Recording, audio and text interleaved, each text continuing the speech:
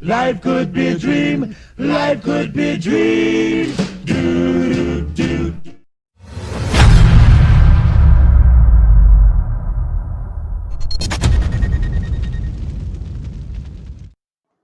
Bismillahirrahmanirrahim.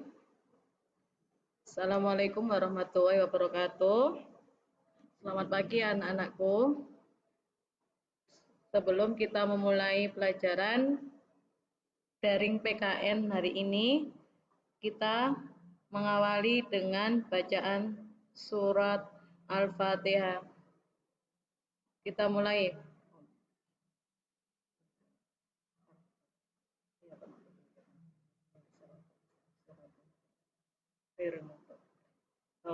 Amin. Apa kabar anakku? Pasti sehat kan? Tetap semangat kan untuk belajar PKN hari ini. Sebelum kita belajar di minggu kedua ini, kita harus paham tentang visi SMK Wahid Hasyim Surabaya, yaitu unggul, cerdas, mandiri, dan berhaluan ahlu sunnah wal jamaah. Minggu kemarin, Bu Fitra menerangkan tentang KI dan KD pada 1 tahun ke depan untuk kelas 11, OTKP, AKL, maupun multimedia.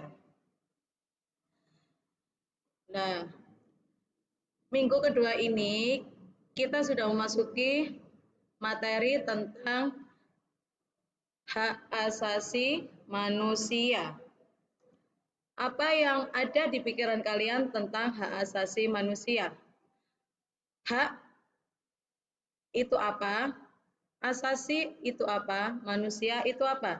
Sebelum kita belajar tentang hak asasi manusia, kita belajar tentang hak dan kewajiban. Nah, pasti kalian tahu kan bedanya hak dan kewajiban? Hak itu apa? Kewajiban itu apa? Nanti kalian tulis di buku tulis kalian. Buku tulis kelas 10 jangan dibuang. Bisa kalian teruskan di kelas 11 ini. Pasti kelas 10 kemarin baik kelas 10 MM1 sampai MM3 dan 10 AKL 1 dan AKL 2 itu ketemu Bu Fitra kelas 10-nya kemarin. Tetapi untuk anak kelas 10 OTKP 1 sampai 3 kemarin Bu Fitra kan nggak mengajar. Jadi Bu Fitra menginfokan kembali kelas 11 ini adalah buku tulis tetap 1 di sampul warna hijau Manila. Ya anak-anakku, sudah mengerti kan? Nah, kembali lagi tentang hak dan kewajiban. Nanti kalian cari di Google, hak itu apa, kewajiban itu apa. Oke anak-anakku? Nah ini, amatilah gambar berikut ini. Buatlah 5 pertanyaan berkaitan dengan penyusunan pernyataan umum tentang hak asasi manusia, Universal Declaration of Human Rights oleh PBB dan pelanggaran hak manusia. Nah, yang tadi, tugas yang pertama tadi, cari pengertian hak dan kewajiban. Yang kedua ini, buatlah 5 pertanyaan berkaitan dengan penyusunan pernyataan umum tentang hak asasi manusia. Oke? Konsep hak dan kewajiban asasi manusia. Nah, hak itu hak asasi manusia. Hak yang dimiliki oleh manusia itu sendiri. Termasuk hak apa yang kita miliki adalah hak hidup. Hak hidup apa? Hak hidup dari kandungan ibu kalian. Jadi, hak yang kita peroleh itu berawal sudah sejak dalam kandungan kalian sudah memiliki hak. Yaitu apa anak-anak? Hak untuk dihidupkan di dunia. Oke? Ini hak asasi manusia. Lahir tidak terlepas dari sejarah penindasan dan perlakuan sewenang-wenang pihak penguasa kepada rakyat atau bawahannya. Nah, pemerintah tidak boleh sewenang-wenang. Kalian juga tidak boleh sewenang-wenang terhadap teman kalian, karena teman-teman kalian itu adalah memiliki haknya masing-masing. Apa yang dimiliki hak teman-teman kalian? Hak kenyamanan untuk adaptasi terhadap lingkungan. Jadi kalian tidak boleh seperti selayaknya majikan kepada pembantu, gak boleh. Apa wong aku sing bayar ae lho. Masih kontak kongkon karepku. Gak boleh gitu anak-anak. Mereka juga punya hak. Orang miskin dan orang kaya itu saling membutuhkan. Orang kaya butuh orang miskin. Karena apa? Butuh tenaga kerjanya untuk membersihkan rumah orang kaya. Dan juga orang miskin juga butuh orang kaya. Apa yang dibutuhkan orang miskin terhadap orang kaya adalah apa? Habis membersihkan itu pasti mendapatkan upah. Nah, itu anak-anak.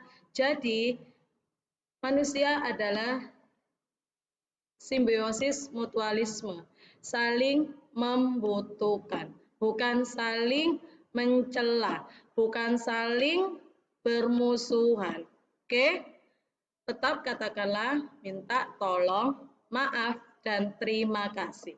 Tidak boleh gengsi anak-anak. Oke? Konsep hak dan kewajiban asasi manusia.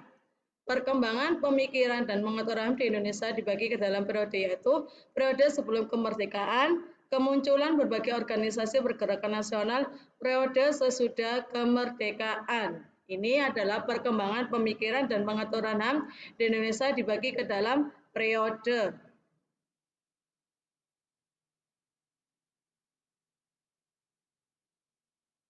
Ini adalah konsep hak dan kewajiban asasi manusia.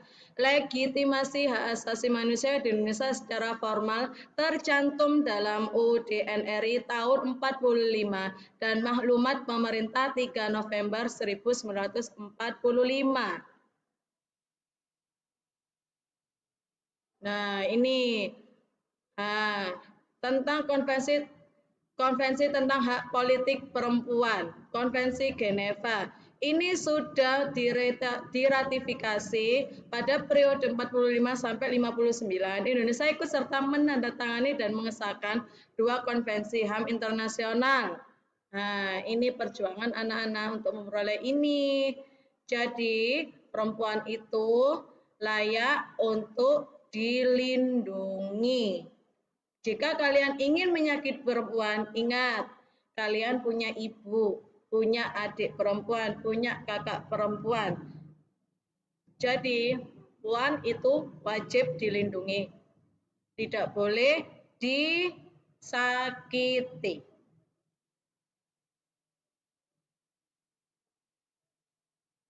Konsep hak dan kewajiban asasi manusia terdapat pula Rencana Aksi Nasional Hak Asasi Manusia. RANHAM adalah dokumen yang memuat sasaran strategi dan fokus kegiatan prioritas Rencana Aksi Nasional Hak Asasi Manusia di Indonesia. Konsep dan kewajiban asasi manusia. Manusia memiliki hak kodrati yang meliputi tadi Bu Mitra bilang tadi kan, hak hidup.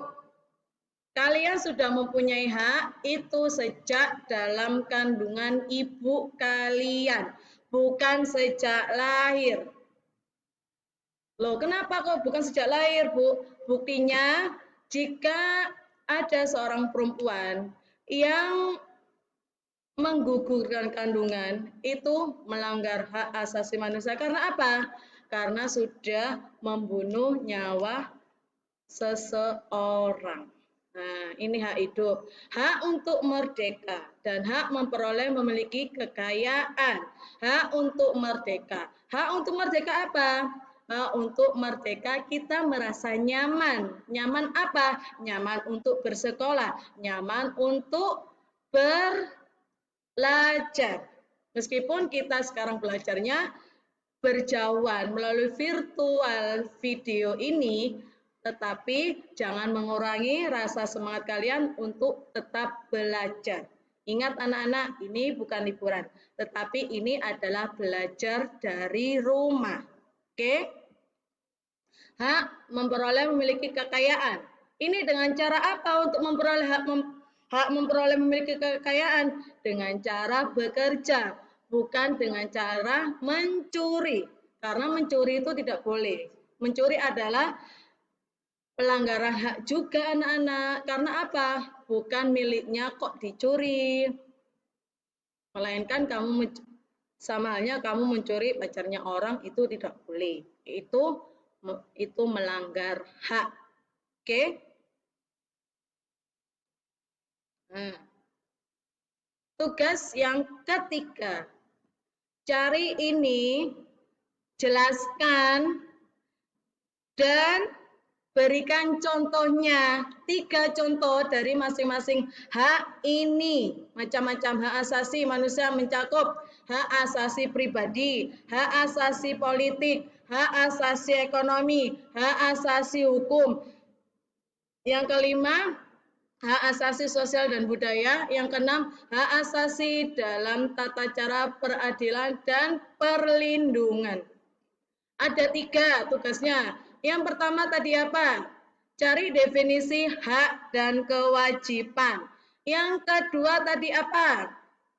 Ayo apa yang kedua? Buat 5 pertanyaan tentang hak. Yang ketiga, ini macam-macam hak asasi manusia mencakup hak asasi pribadi, hak asasi politik, hak asasi ekonomi, hak asasi hukum, hak asasi sosial dan budaya, hak asasi dan tata cara peradilan dan perlindungan. Jadi ada 3 soal, tetapi jawabannya selalu panjang. Kalau jawabannya agak panjang, berarti itu soal bukan dari Bu Fitra. Oke anak-anak,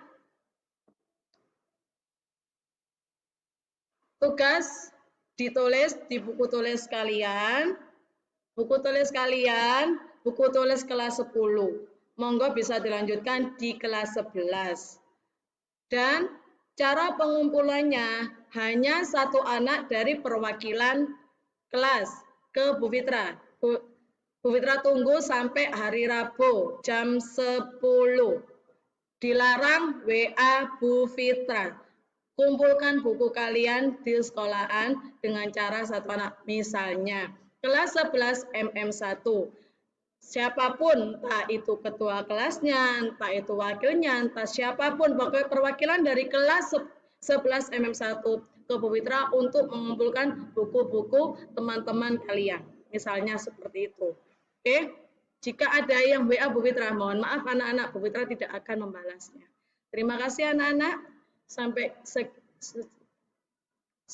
Sampai di sini dulu ya belajar hari ini. Kita lanjutkan di pertemuan ketiga, yaitu Senin mendatang.